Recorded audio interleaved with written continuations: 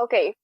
Felix, diba, during the start of 2015 or probably later, years later that, women have been more vocal about themselves. And I think that was one of the height of feminism. Yes. Recently, there has been this statement going on, or like it's like a powerful statement we use when people are trying to say something about us as women. What are your thoughts about this line? My body, my choice. In the sense of abortion. My body, my choice. What's your take on this? I totally agree with that statement, no? Like, my body, my choice, and pertaining to abortion naman. Because I really think when people try to discredit this statement, it's not about about the safety of these women. Parang it's about trying to control their body. I actually had this conversation last time. It's not actually a conversation, but more of a bardagulan moment online. There was this post by attorney Luke Espirito, and he said that he is in favor of abortion, and there has been, well, as you know, negative comments about it, that they are protesting against this because, well, we're from a Catholic country, Christian country. but yeah, a Christian country. But this person was being misogynistic, so I inserted, or like I commented or replied. I said, no fallopian tube or no vagina, no comment. I was basically trying to say that if you're not a woman, or you don't have the anatomy of a woman, don't try to make laws about it. If you're a man, diba? Though it's like you don't know the struggles we go through, or you don't know the dangers of pregnancy. So why should we listen to you, diba? Parang in a way, we are trying to talk about credibility. Kasi if you're a man trying to make laws about women, so why can't we just let a woman create laws for women then, diba? Yes, exactly. They say a safe space can be a person or a place, but it can also be a podcast. Hi, this is the voice of Marilyn. This is Felix. We are your hosts, and you are listening to Youth Matters Podcast.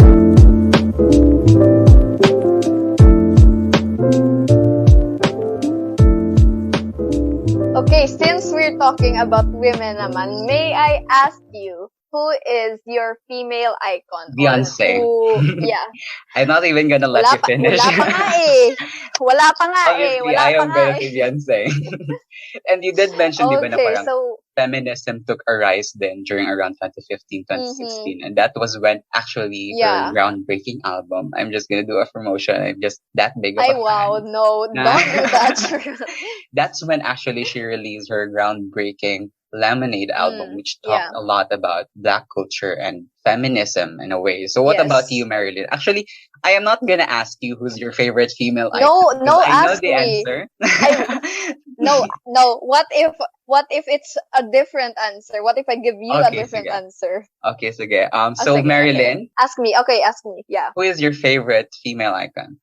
Okay, my favorite female icon is Jo March from Little Women, because she really tries to give, or like represent people like her, or women like her who do not want to get married, because diba, there are women who want to have kids or want to settle down with families, but she doesn't. Want to and that's interrupt totally you, okay. Marilyn, pero I actually have Taylor Swift on the phone right now, and she wants to talk to you. Wait, okay, I will answer. Are you gonna change your answer now? No. I don't know about that, but I guess they are both my icon. Don't make me feel guilty. I am not. Pero anyway, okay.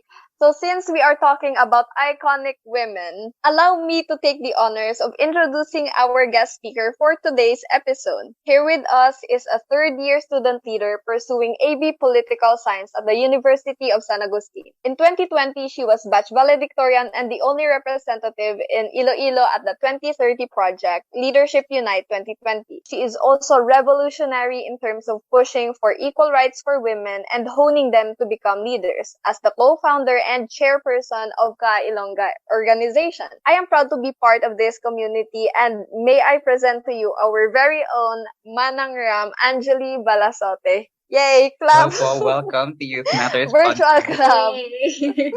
Hello, Manang. Yes. Hello, Felix. Hello, Marilyn. What a beautiful day to celebrate and talk about women. Because Yes. I just saw on the Facebook, it's International Women's Day for Peace and Disarmament. So, di Wow. ba? So There's this is something to very timely. celebrate today. Yeah.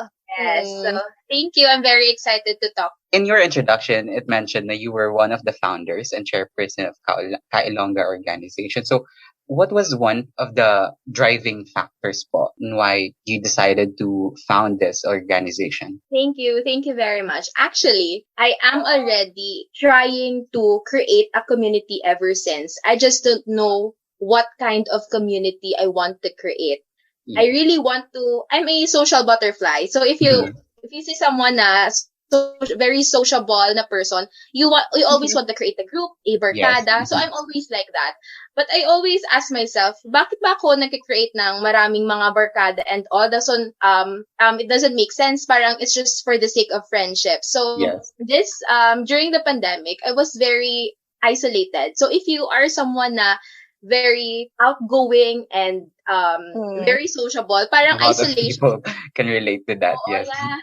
'Di ba? Parang napakahirap. So I said to Hmm. myself, gagawa ko ng community for women. It's because wala tayong representative of women here in Iloilo, for me na parang, ito pang Iloilo, siya talaga yung babae na Yes. icon. Aside from Miriam Defensor, of course, she's from Iloilo. Grace po is also from Iloilo. And marami naman talagang magagaling dito sa Iloilo. Pero, wala tayong parang community talaga to ng mga babae na pumupush talaga for women. Aside from Gabriela. Pero Gabriela is a national community naman.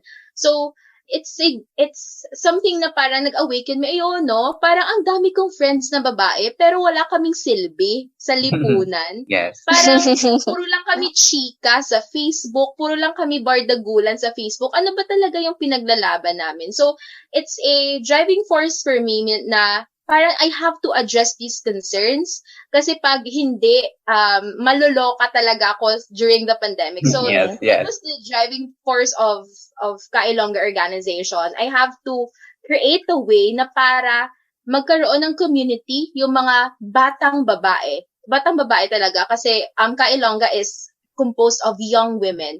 So, young women kasi they supposed to be sociable during this time.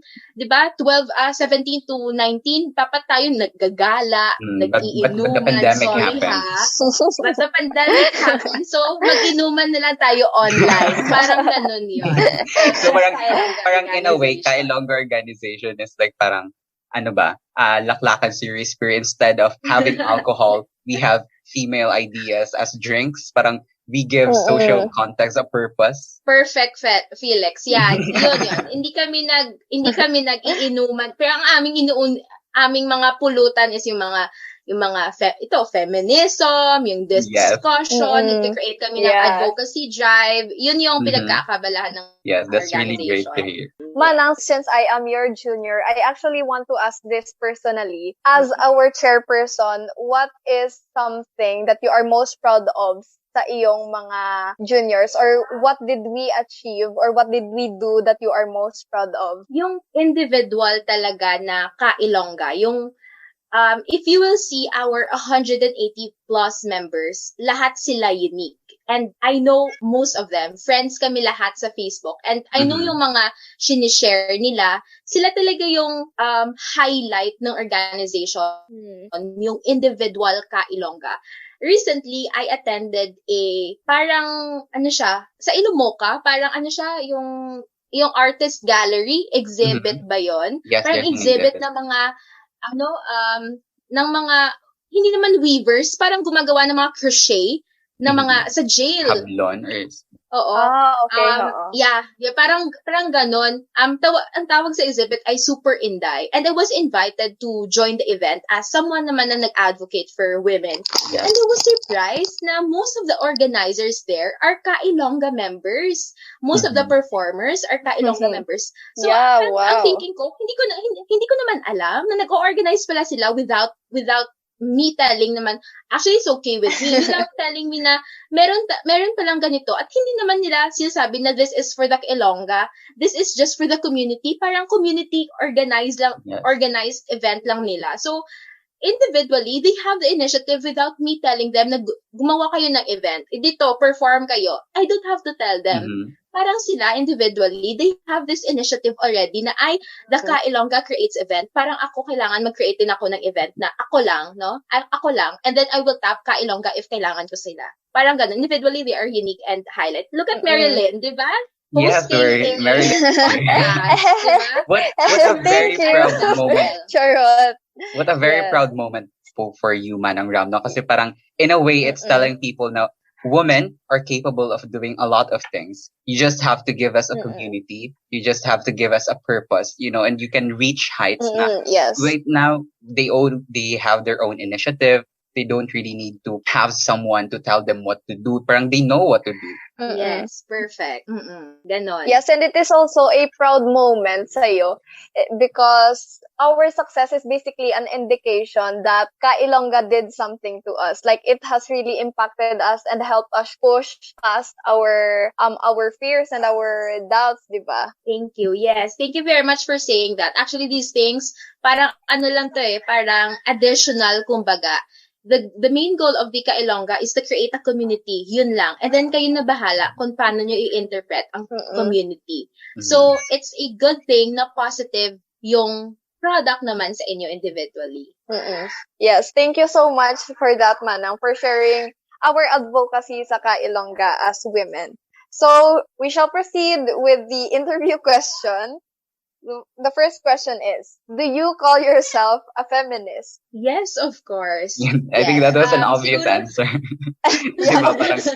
Siguro, I would like to take this opportunity, no? It's a most basic misconception siguro ng mga tao na kapag feminism, kailangan babae lang o kailangan very loud na, ay, ako feminist. No, as long as you are someone who supports for equal opportunities and equal rights, you are already a feminist. Ganun lang. Yun lang yung qualifier. I actually like to add on to that kasi I really hate that misconception that when you're a feminist, it means you're violent against men or you're basically trying to outpower men. When in reality, we are trying to push ourselves back up to their level. Kasi we've been robbed of opportunities. We've been robbed of equal pay, diba? And equal rights. And I think I really hate the fact that when people find out that you're a feminist, they will call you names like you're too loud, you're like this or like that. It gets really frustrating na. Being an activist or parang ganun. And other negative connotations. Like, hater ka daw ng men if you're a feminist. Ganun. But that's not exactly true naman. So another question that we want to ask you, Manang Ram, is actually, did the culture you grow up in have different expectations for boys and girls? In the household, kaso hindi naman siya explicitly na sinasabi. Pero dito sa bahay, very Asian, ang setup. The father works, yung nanay nandito sa bahay. And then yung eldest sibling pa namin is lalaki. So parang the pressure is on. Parang ganun. So the setup is very Asian. Very Asian na ang mga lalaki talaga yung heavy work nasa lalaki and then yung mga babae nasa bahay magtatrabaho, maghuhugas ng pinggan, ganun.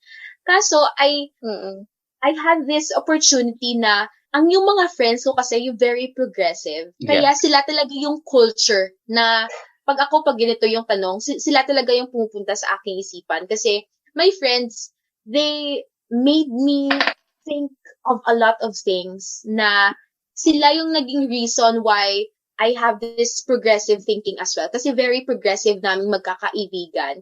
Ang junior high school friends ko talaga. Well, hindi pa uso noon yung mga LGBTQ.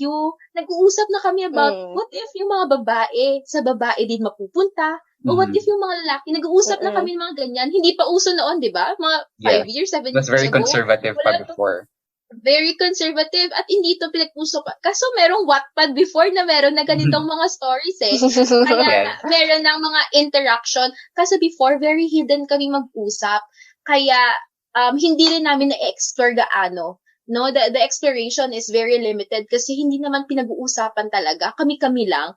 But because we already have this certain mindset, easy na sa amin na mag-discuss when we arrive in the university na mas progressive yung thinking, na yung LGBTQ mas malaki na. So, even though ganito yung type of household na I grew up with, because of the culture, yung school talaga, sinasabi ko talaga to palagi, na kapag yung school magaling talaga, yung mga estudyante na bibigyan talaga ng knowledge about these things, pwede talaga maging cure ang school sa lahat ng aspeto. Sabi ko nga, education is really the answer to everything. Kahit pag-ano ka, hirap yung household or kahit gaano pa ka-strong yung structure sa household ng pagiging conservative, kung meron talagang progressive way of teaching students, ma-answer talaga yung mga problema natin. Kaya when you say nga may different approach sa yung culture ko, yes, because at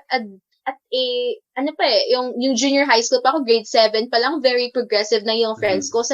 Sila talaga yung culture ko, kumbaga. Kaya different siya in a way na hindi kami progressive. Different take naman ito.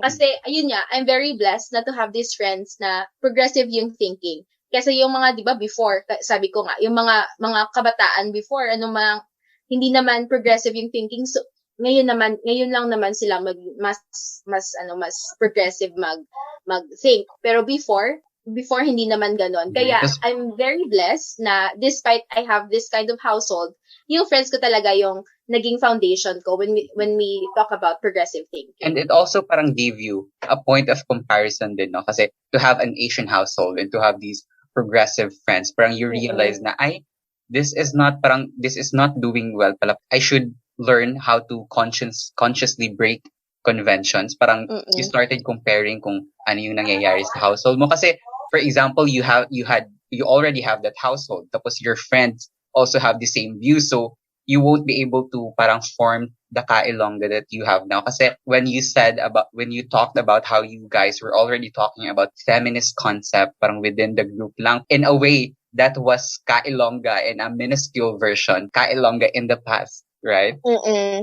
Yeah. True. Yes, I actually want to highlight something from the question lang earlier. That I think yung system or gender roles na, what do you call this? Ang gender roles na pinuput up ng mga adults right now, or like mga Filipino, in a Filipino household na lang. Yes. So the gender roles applied in a Filipino household somehow creates fear towards women or men even to try something different that is outside from the expectations they are given. Like for example, diba, men are expected to be builders. They are expected to be engineers or anything related to heavy constructions or basically building things. So what if they actually want to be more feminine or create clothes, diba? Pero these gender roles scare them kasi they fear that they will be criticized or they will be receiving comments about not being too masculine or not being too feminine enough. Yes, I totally agree with that. Okay, so we proceed to another question, Manang Ram. The question is, feminists are often described as angry. What is the place of anger in advancing or hindering a cause? Can you think of examples in your own life or in popular culture where male and female anger is treated differently? There is always such thing as positive anger. Kasi, di ba, pag angry ka, parang they have this inner force within you na ay, gagawin ko to. I'm angry. Ginbetray ako. So, I have to do something. But, kasi, the only qualifier there is kung ano yung gagawin mo out of those anger or out of that anger within you. Merong positive. Kaya meron tayong anger displacement na sometimes there are people na linalagay nila ang kanilang anger within them sa maling paraan na parang nagbubulakbol, hindi nila ginagamit yun sa masabuting paraan. So that's very hard, no, pag ganun. And when it comes to women na sinasabi na if women are angry, they are too emotional. 'Di ba? Palagi natin naririnig na pag angry daw yung mga babae, emotional, o pag angry naman yung lalaki, aggressive, no? Maraming mga ganun. So it's a disadvantage to both sides siguro the only thing I can give you an example is yung sa mga TikTok na pag may babae na angry, sinasabi ng mga lalaki again na too emotional ka o Over dramatic. yung over dramatic ka, or pag lalaki naman nag-raise lang na voice, grabe aggressive naman to, dapat ipakulong to, ano ba to, hindi marunong ko sa mga babae, ganon, di ba? So mga tao talaga grabe yung ang judgment palagi, kasi for me anger, especially pag linalabas ka agad, pangit talaga siya. Yun na namang magandang, di ba, angry. So kailangan huwag tayong sometimes maging judgmental. Na maging judgmental sa mga tao na pag angry sila, yun talaga. Kasi sometimes hindi naman intentional kung ano yung reaction natin, especially pag right there and then merong situation that will make you angry, it will trigger you. So our initial reaction sometimes is not good, especially na angry ang ating initial reaction. So we don't have to judge people right there and then. Kailangan alamin natin. Can you read again, Marilyn, yung last question mo? Okay, Manang. It says here, can you think of examples in your life or in popular culture where male and female anger is treated differently? Yeah. You can still go back there na too dramatic or too emotional and then too aggressive. Siguro hindi natin dapat linalagyan ng gender yung emotion ng tao. Yes. Hindi dapat yung kung pag umiiyak ay babae. Di ba ganon? They really parang men are not allowed to cry din, parang ganon in a way. Oo, yun. Kaso ang hindi naman sa cry lang naman, or hindi naman sa pagiging angry or pagiging softy or pagiging hindi naman yun eh. Dapat walang gender yon. Pag umiiyak, and then umiiyak yung tao, hindi yung umiiyak yung babae, umiiyak ng lalaki. Ay hala, galit. Ay galit na naman yung lalaki. Hindi naman ganun eh. Kasi dapat meron kasing situations na dapat hindi linalagyan ng gender. And most of the time, yung mga most situations, kailangan hindi ini-use ang gender as a qualifier din. Yes, na porket babae ka. Or porket lalaki ganon, ka. Na? Porket lalaki, porket bakla ka, porket ganito ka. So, Manang Ram, I actually want to ask you the same question then, pero this time in the lens of feminism.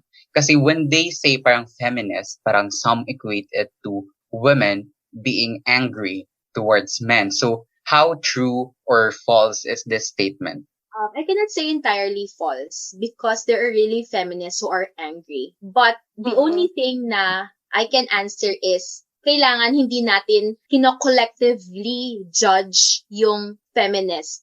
We can collectively define feminism at ang pagiging feminist, but there are a lot of types of feminists. Marami iba't iba. And iba't ibang way natin ini-express ang pagiging feminists. There are some na angry, there are some na para sa amin, lang kami, advocates, nagsasalita lang through, nagsasalita lang during events. Hindi kami angry, hindi rin kami mellow, tama lang, sakto lang. Iba naman, parang lang sila, on the background, nag-write lang ng policy. Meron kasing iba't ibang atake kung paano mo i-approach or paano mo i-express ang feminism. So I cannot entirely say na walang angry na feminist kasi meron talaga. Yes. Yun yung ang sabi ko earlier. There are a lot of ways on how to express your anger. At ang iba, I cannot say na walang ganitong klaseng feminist. Meron talaga yung mga feminists na wala naman sa lugar sometimes. And I'm not condoning them because siguro kulang lang sila sa education, kulang sila sa knowledge, or ito lang talaga yung alam nila na approach on how to express feminism. But I guess the right way is always the kindest way possible on how to express not only feminism, your advocacy. Kailangan kind ka kasi para maintindihan ng tao kung ano pinaglalaban mo. It is important to recognize din na parang some of the feminists rin aren't actually, parang hindi porket feminist ka, galit ka na agad sa lalaki. Parang hindi naman siya towards sa lalaki. It's actually maddening towards the process, towards everything na tinotolerate ng society natin. Yeah, so another question I would like to ask po is, kasi here in Youth Matters podcast, we advocate on youth empowerment. And so we would like to ask, how important is talking about this topic to the youth, and why should we equip them really with this knowledge? Very important. Very important na they know about feminism. Not only its basic definition na may pinaglalaban na opportunities, equal opportunities, equal rights, but kung saan nanggagaling yung feminism, paano mo ito ma-answer? How can we counter it? Meron bang feminism? Meron bang mga patriarchal ways around you na hindi mo kayang i-determine? Are you a feminist? Kaso hindi mo alam if feminist ka ba talaga or how to express kung feminist ka. So, if you have this knowledge na, ay hala, meron palang tawag sa akin, ang pinaglalaban ko pala ay tawag dun ay pagiging feminist or feminism. There are a lot of girls na they already have this instinct na ay hindi ako pabor sa gusto ni Papa. Ay hindi ako pabor sa gusto ni Tito. Ay hala, mali yung ginagawa ni Manang na kinokondone niya akong mag-aral kasi dapat sa mga lalaki lang yan. If you don't know na what your instinct is correct, na kailangan Yes. na kailangan alam mo na mali yan ginagawa ni Tito, ni Papa, ni Manang, mali yan. Pero hindi mo alam kung how to determine what your instinct is. Hindi mo alam kasi wala kang knowledge, wala kang alam there's such thing as feminism. But if you know na, ay hala, feminism pala to, ay hala, meron palang rationale behind this, hindi ako nag-iisa. Meron ding iba na nagpo-push din ng the same thing. So, iba kasi yung ikaw lang yung lumalaban kesa sa alam mo na merong other people who shares the same. Yeah, you have a community. Iba yon. We can go back there pag sinasabi na how essential it is. Very essential because there are a lot of youth again na poor talaga yung knowledge about advocacy. Hindi lang feminism. About advocacy. Wala talaga silang advocacy. And I know you can name few now. Wala talaga advocacy in life. You know, go with the flow. And I'm not saying na it's bad. Na bystanders. Kaso silang mga klaseng tao, sila yung kailangan nating mas i-culture, i-cultivate, i-develop kasi marami sila. At sometimes silang pinanggagalingan ng mga problema natin sa lipunan. Kaya dapat sila talaga yung lagyan ng knowledge at doon tayo mag-invest more. Yes, and this is actually spoken from experience, right? Because you did mention that growing up in an Asian household, tapos you had an outlet who had these views, so parang you were able to compare them. And this is actually one of the things then that you mentioned, Karina, because there are different types of feminists, as you mentioned, and there are feminists that you don't condone, especially when their anger is not justified or displaced in a way. So equipping them with parang the correct knowledge regarding feminism, about empowering women and women's right, advocating on women's right is really important.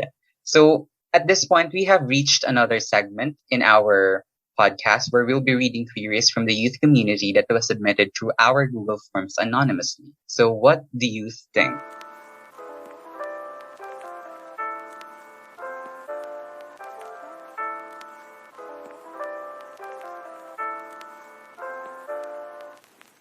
So our first query here is from Pierre. I've always had this question. Does feminists really want equal rights? The reason for that question is because people we call feminists doesn't seem to be really wanting equality among sexes. Because like, if they want equal rights, then a boy slapping a girl jokingly shouldn't sound bad like when woman slaps boys jokingly, right? So what do you think about this, Manang Ram? Oh, yeah. Actually, this is a very interesting question, no? Kasi in social media, di ba, girls when laughing, they tend to slap their boyfriend or like, di ba, pag kayo nga sa barkada, aggressive laughing.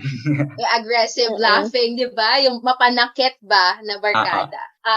But siguro yung non-negotiable there, slapping in general, whether you are men, women, LGBT, is not good. Yan lang yun. So, anything that could hurt, not only slapping, anything, pinching, punching, lahat, anything that could hurt, We maybe should strip it emotional, off its physical, gender. mental, yes. Hindi yan sa gender. So, if it hurts someone, or triggers someone, or if it's painful for someone, kahit sino ka pa, it's wrong. Yun lang yung main qualifier there. Again, let's go back na maraming Different kinds of feminism or feminist. Merong iba't iba. So there are feminists na sabi ko nga displaced yung kanilang anger, displaced yung kanilang advocacy na they already have this advocacy but they don't know how to express it. Kaya sometimes pag kita lang sila ng post na about men doing this and that, grabe yung trigger talaga, grabe yung keyboard warrior ka agad. Sabi ko nga, ang correct sana na meron silang kaagad-agad na na answer. Yeah, meron silang principle, meron na sila kaagad instinct na ay hala malito, I will answer this, I will do that, meron na silang tala kaagad. That's good, no? Kasi meron na silang knowledge, they know what they deserve. Pero yung mali doon kasi, kailangan yung advocacy two-way, kailangan marinig rin ng kabilang side. Kasi parang talak ka lang ng katalak dyan, hindi naman open yung other side to listen to you, wala kasi yun. Wala siyang merit, kumbaga. Yung wala siyang na-receive. Sabi ka lang ng sabi, walang receiver, sender lang, walang receiver. So, that's very hard. Kaya I always advocate na pag meron tayong discussion online na we want the other person to understand where we're coming from, mas mabuti na we personally message them. That's what I always advocate. Pag meron online na, ay hala, mali yung sinasabi niya, i-message ko siya personally. Why? Bakit personal dapat? Kasi it's intentional. Yes. And at ang impact sa person is, ay hala, hindi pala para i-embarrass ako publicly. Ay hala, hindi pala ito para lang ma-defeat niya ako online. Hindi. Gusto niya talaga na may malaman ako. Kaya personal message is always good, no? Kailangan personal message talaga. Iba talaga yung impact ng personal message kasi mas nagkakaintindihan kayo, mas nagkakarinigan. Kasi online, iba kasi ang bardagulan sometimes is for the sake of entertainment. Although it's good kasi masaya, but does it reach your goal? Because it somehow becomes a source of interpretation then, right? Kasi if you just commented on their post, other people will be able to read it. And these people na not equipped with the right knowledge towards feminism will think na ay, feminist siguro to, so meaning ganito pala ang mga feminist, galit pala siya. So parang this collection of microaggression contributes to a lot of social misconceptions then regarding this concept. Correct. Tama. Kaya nga hindi talaga namin ini-encourage yung online discussions as much as possible. Mas gusto talaga, kaya nga 'di ba naka-house to house tayo? Kasi iba yung house to house mas intentional, pinupuntahan ka talaga. The same is true pag personal message, pinupuntahan mo talaga yung account, mini-message mo talaga, nag-share kayo. There's no ego, walang ego na ay palamangan kasi online maraming makakabasa, walang ganyan. Kasi dalawa lang kayo So, the intent talaga is just discussion. So, I guess if you're a feminist and you want to express your advocacy for feminism, personal messaging is the key for me. So you message them, iba talaga yung impact pag personal messages. So there you have it, Pierre, the sender. There you have it. So again, what Manang Ram is trying to say kanina is to strip off gender off of your actions. Like no matter who you are or what you are, anger or any expression, any actions is still bad if it's bad. Doesn't matter who you are. Okay, so we proceed to another entry. This is by Prez, and they said, para sa akin, dapat equal ang pagtrato sa babae at lalaki, as they should. Sa family ko po kasi, nakakarinig ako ng remarks na, babae kasi kaya di pwede sa dito, di pwede sa ganyan. Gusto ko pa talaga i-prove na kaya ko po, kaso di nila ako binibigyan ng chance. May ipapayo po ba kayo sa akin? That's very Asian, no? Yung ganyang setup. Sorry kasi yun talaga. Asian is very conservative kasi grabe yung gender role sa Asian community, no? There are a lot of research. Kaya sinasabi ko talaga Asian household, grabe. Grabe yung expectation, yung pressure sa anak, sa asawa, sa pamilya, 'di ba? Grabe sa Asian household. But gender roles kasi yung maganda lang to dates because meron ng mga grupo na nagko-correct sa mga gender roles. Kaya hindi na masyadong mahirap. Before, as if no, hindi naman ako sobrang matanda, pero before, grabe, wala talaga. Parang before, pag lalaki ka kaganito, pag babae ka ganito. Ngayon, meron ka nang mapupuntahan. Hindi ka na magsa-start from scratch. So, pag ganyan yung set up sa pamilya, yung second home mo kasi is school eh. So, make sure what you don't have in your home, try to acquire it sa school. Pag walang school, meron namang community. Kaya kanya-kanyang diskarte. Pag alam mo na mali yung mindset sa bahay, you try to correct them. Yun yung kasi pinakamahirap kasi yung bahay is an emotional and comfortable place. Kaya mahirap siyang i-correct yung mga mindset ng mga tao doon kasi magkakakilala kayo, 'di ba? Dugot laman, pare-pareho kayo. Kaya mahirap talagang i-correct yung mga ganito, yung pag sinabi ni Papa, yun yung rule sa bahay, 'di ba? Or pag sinabi ni Mama, yun yung rule sa bahay. At hirap i-correct si Mama at Papa kasi ano ka ba? Anak ka lang naman, ganon. Kaya, yung strategy ko dyan, kasi very personal, no? My father is also a kind of misogynist na ako tatay mo, kaya ako yung rule, or ganon. Kaya yung ginagawa ko palagi is, I'm very strategic, no? I'm very creative. Parang I always try to make myself think na, ay hala, siguro anak lang talaga ako. Kaya I will ask questions na very childlike.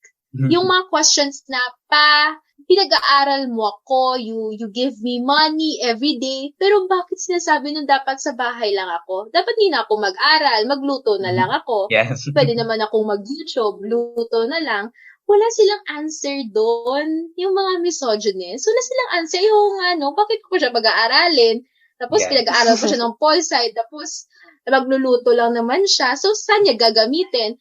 Parang in a way, somehow, parang kahit patago, at least a minuscule, parang nagsa-start ka na, you're trying to change their views din, Tapos you did mention na it's really hard kasi it's about relatives. What Manang Ram was trying to say, actually, for you, Prez, is that the support that you can't get from your family, try to get it from the community outside your family. So we have communities such as Ka-Ilongga for that, or some other organizations. We have another submission. This one doesn't have a name or a code name. It was just submitted directly. So they said, I have this question na kahit sa gabi pinag-o-overthink ko. If sa bus meron one seat na vacant and sabay sumakay si ate girl and si kuya boy, they have same age and wala naman disability sa kanila. So my question is, sinong mas may right na umupo sa vacant na upuan? Hehe, prob.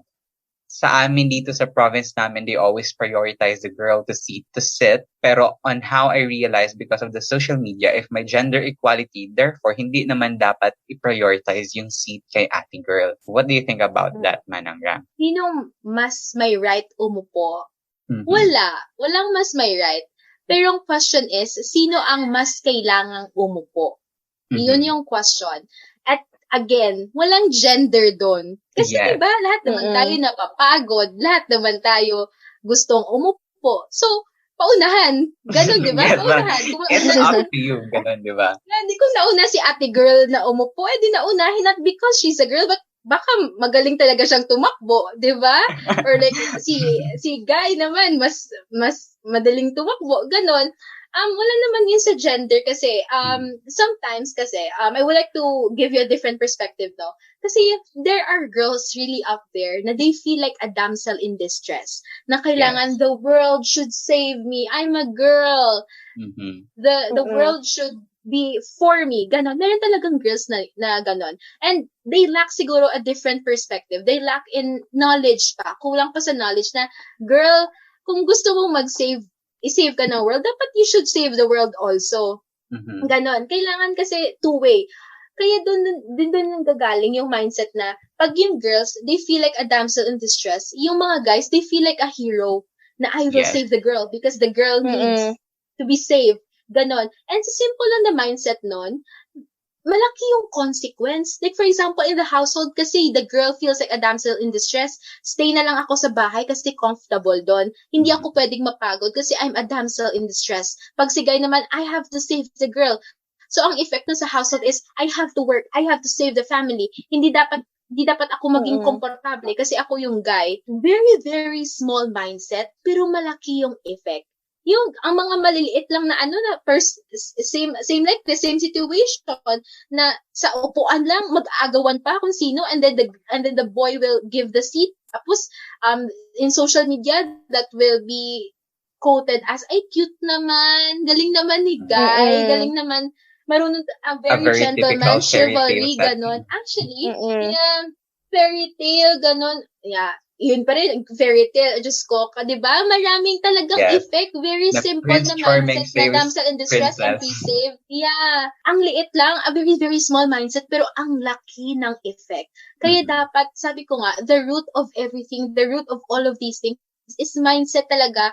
Kapag nababago yung mindset, nababago yung perspective, nabibigyan ng different perspective, mako-correct lahat ng ito. Ganon. So yes, we both actually agree. Pero on the contrary, meron ding view na if ever yung lalaki yung mag-sit, they will say na chivalry is dead o wala na palang gentleman these days. Like, minsan hindi ko rin get bakit women feel the need to be saved but also feel the need to not be saved. Like, it gets really confusing. Like, gaya ng sinabi nyo na we don't have to be saved, pero if the guy took the seat, sasabihin namang walang gentleman na sa world, ganun. Like, I think it's called, entitlement. Yan. Yes. We have this sense of entitlement, but we also have this sense of independence. So, parang nagka-clash sila dalawa.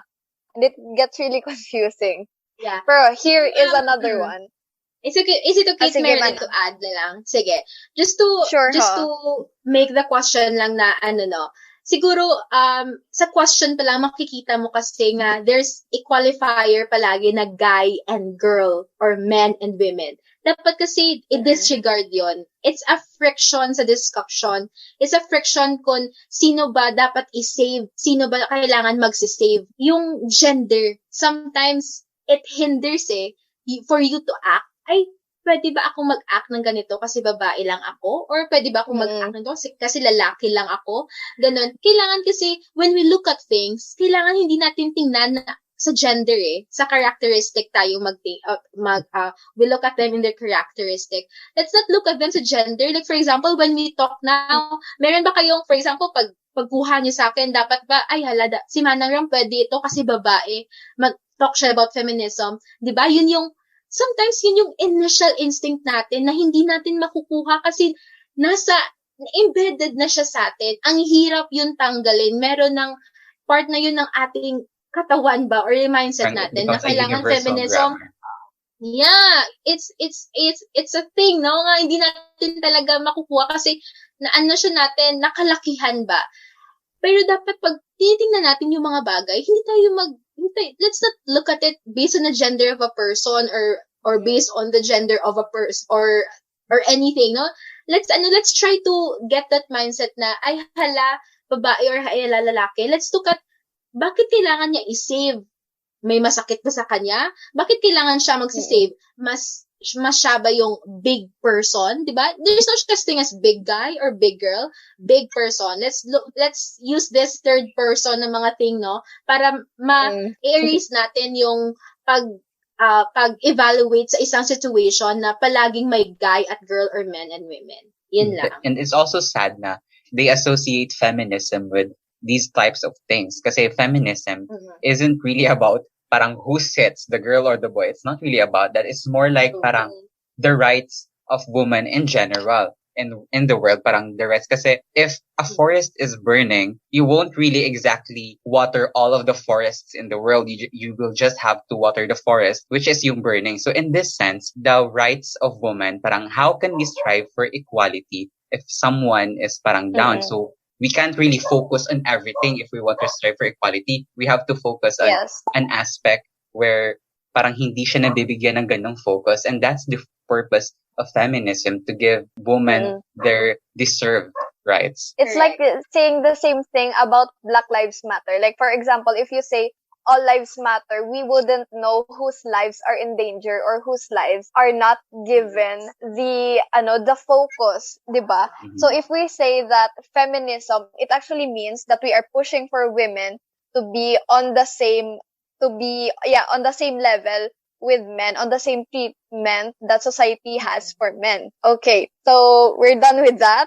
We proceed with another entry, and I actually like this one because I'm also curious. And this is from Curious Cat. They said, my older sister is a registered nurse and my other sister is CPA. Now that they both have families, they end up being housewives.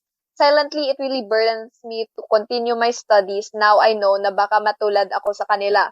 Please give me some advice to change my perspective on this one. Alright. The only thing na good sa question na yun is because, correct ba? He or she said na scared siya.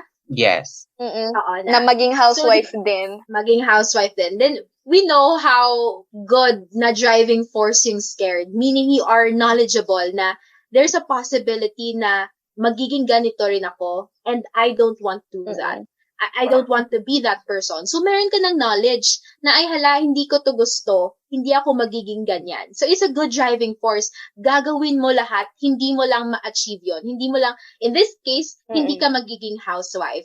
So, how can you do that? Number one, sorry, this is a promotion, pero you have to join a community talaga where everyone is being empowered. Like, for example, what Ka-Ilongga is doing, no? Empowerment, yun talaga eh. Yun yung kulang sa mga babae na ganito. Babae or lalaki, I don't know. Siguro babae kasi housewife. Pero, meron kasing, meron silang palaging instinct na ayaw ko maging ganito, ayaw ko maging ganyan. Pero, how? Paano ko magiging ganito at hindi magiging ganyan? Paano? You have to be empowered. Kasi if you are empowered, you know, if you have knowledge, empowerment comes with knowledge and support. That's the two things, no? That's two things, no? That will empower you. So if you already have knowledge na ayaw ko maging ganyan, and you have the support para hindi ka magiging ganyan, hindi ka talaga magiging ganyan kahit ano pang pilit sa iyo. Kahit mag-aasawa ka pa dyan, you will find a way na hindi ka magiging housewife, hindi ka mag-retain sa household. At let's not try to associate ang magiging housewife sa babae, no? Or it's a bad thing. Actually, being a housewife is a noble work, a noble thing. No, nandito ka sa bahay. But it's a preference. If you don't want to be a housewife, then don't become one. Find a way. Find a work, merong mga katulong sa bahay, meron tayong family, meron tayong partner. Dapat communication kasi with your partner is always constant. Mag-aasawa ako, magkakaanak tayo, pero hindi ako magiging housewife. So what is our answer? That's dapat your initial discussion with your partner. Anong gagawin natin? Kasi ayaw ko maging housewife, okay lang sa iyo maging housewife, ayaw rin. And then find a katulong, find someone who can help you. And it's not wrong na to get a support, to get a help, no? And hindi yan mali. If you don't want to be a housewife, then don't become one. Marami talaga. Meron tayong mga parents now na nagwe-work together and then they just leave their children sa family, sa parents. You can also do that. Kaya, what I can advise to this person na nag-ask no is find a community that empowers you. That will give you knowledge. There's always internet, pero iba talaga yung mga tao na for like this, like podcast. This will give you like mga different perspective in life, different people from different aspects of life na merong different experiences. Experiences will teach you a lot of things. So, pag merong different perspective na ma-provide sa'yo at merong knowledge kang makukuha, that will be your investment already to make sure that this thing will not happen to you. So, in this case, if you don't want to be a housewife, then don't become one. Wala namang pumipilit sa atin. It's just that sometimes the only qualifier then is kung mag-give in ka ba sa pumipilit Parang sa'yo. you should decide it for yourself. Yeah. Ikaw talaga yung magde-decide. So, kung nag-give in ka, meaning you did not, siguro hindi ka nag-give ng 101% best mo para hindi maging ganyan. Or kung hindi ka naman nag-give in, then good for you. Then you don't become the person that you don't want to be. Ganon. Thank you very much, Manang Ram, for parang plugging our podcast din. Ano? So if you are the sender and you are listening, we would like to ask you to send our podcast or promote our podcast to some of your friends to also change their perspective on this topic. So we are on to our last query. This is from ... They said, I don't know how I would interact with my friends in our GC after knowing that one of our friends is a misogynist. I am a victim of sexual harassment and catcalling, and him saying things about it's not always about you girls is very disheartening and disappointing. We asked him about his opinion of women being catcalled for what they wear, and he said something like, kasalanan nyo rin naman yan kasi you wear clothes like that. Nasa sa inyo na yan kung masasaktan kayo o hindi. Either be mad about it or slay. I was too stunned to speak. I wasn't expecting him to say that because I think of him as a person who respects women and their rights. He said pa nga na it's not always about you girls. Kami mga babae, pag topless, sinasabihan na bakit nakahubad ka pang itaas ang payat mo. And mind you, it's not even sexual harassment or catcalling. That's body shaming. There's a very big difference between the two terms. Mga kaibigan ko na babae ay gulat din po. First of all, if hindi ka comfortable to do something, don't do it. So if you're not comfortable with talking to this guy in your GC, then don't do it. Then don't interact with him, no? Sometimes kasi we feel na people. Yes, it's all right. Hindi kasi very popular yung belief na na if you're not comfortable, don't do it. Or yung self-love, sabi kasi ng iba, yung self-love is something na very narcissist na thinking or very self-interested ka o iniisip mo lang ang sarili mo, kaya self-love ka ng self-love. No, that's not it. That's not self-love. Yung self-love is knowing kung saan yung limit mo as a person. This is my boundary and non-negotiable ito para sa akin kasi this is how I end my comfort. Dito lang ako komportable, kaya ganito lang ako. Ito lang yung gagawin ko. And so if you're not comfortable having this guy sa GC nyo, then don't interact with him. But siguro, kasi what this person is feeling, meron siyang siguro sense of responsibility na I have to interact with this guy kasi friends pa rin kami. No? Yun yung kasi yung atin Parang kung may emotional kasi na attachment, meron tayong palagi na, baka pwede ko pa siyang kausapin? Baka pwede pa kaming mag-discuss?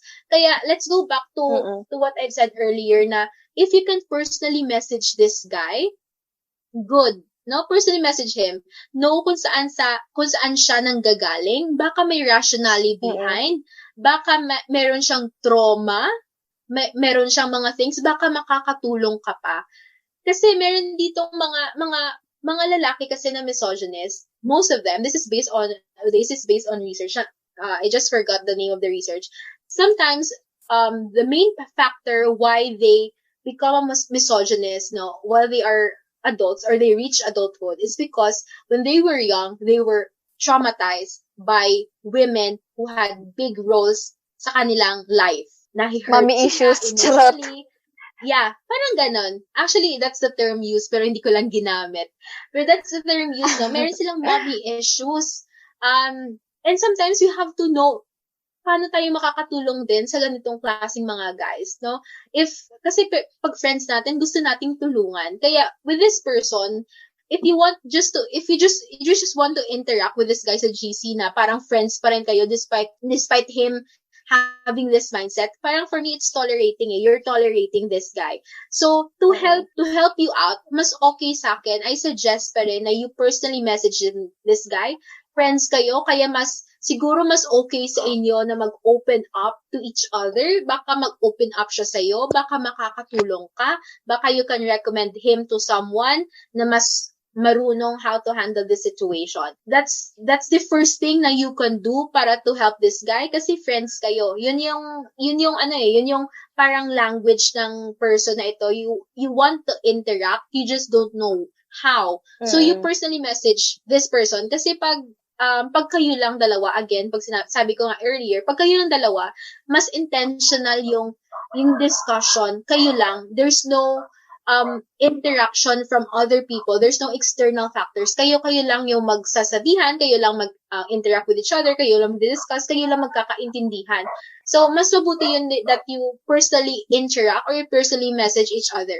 Pag hindi pa si guy nagsa-stop ganitong mindset despite you presenting all of these things at wala ka na feeling mo na exhaust ko ng all my efforts, the next thing you can do is defend your friends na mga babae. You make sure na sila knowledgeable them at empowered through you. You empower them.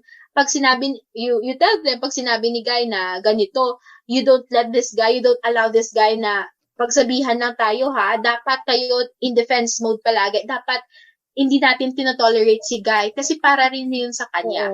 Mas mabuti na kayo na as friends, kayo na nagko-call out to each other, hindi na ibang tao.